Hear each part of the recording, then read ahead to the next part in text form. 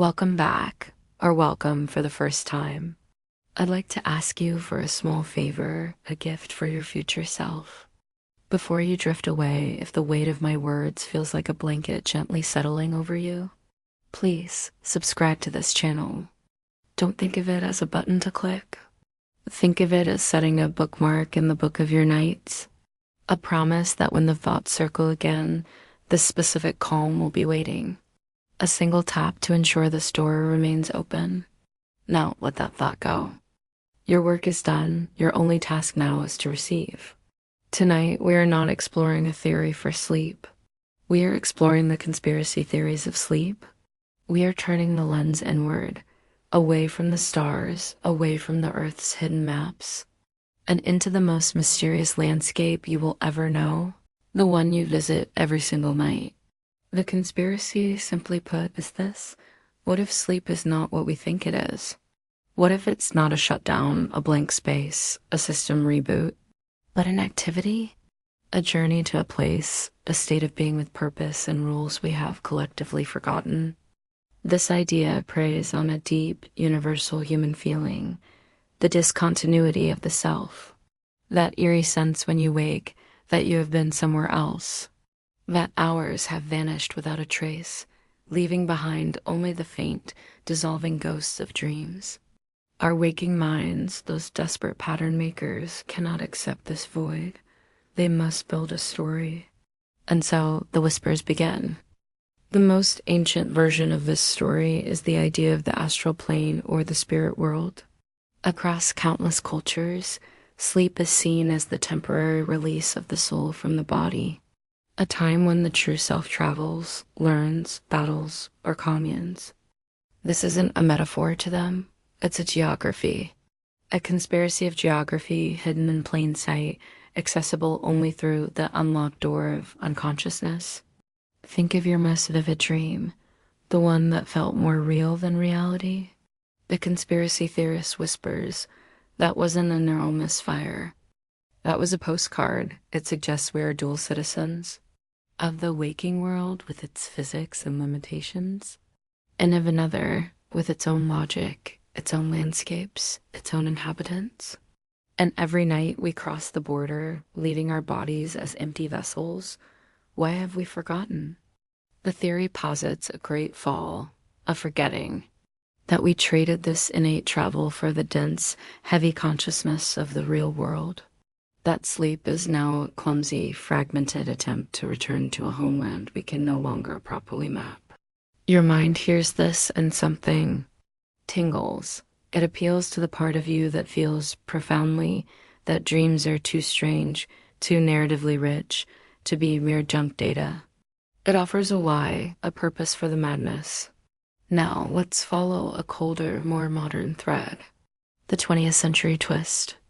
This is the theory of sleep as a social program. It suggests that the baseline human need for sleep has been hijacked, amplified, that 8 hours is not natural but engineered. A period of mandatory global quiet, enforced by our own biology but exploited by unseen forces. Who?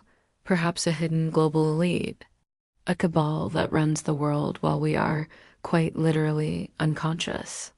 The night shift of history, working while the planet dreams. Or, more chillingly, what if sleep is the programming window?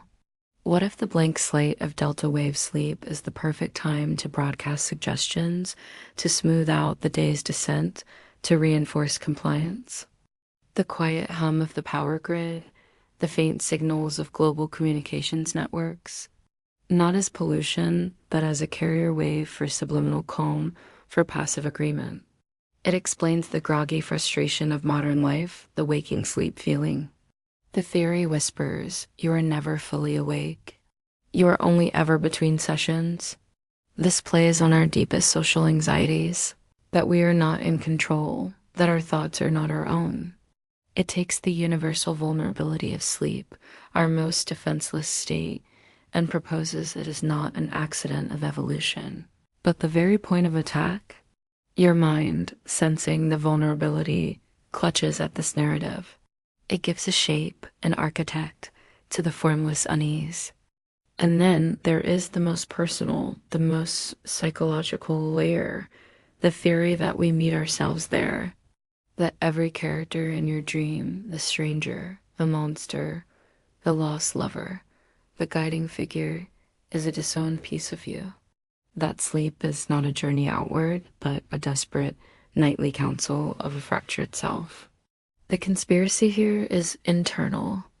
The cabal is made of your own repressed memories, suppressed emotions, and unlived lives.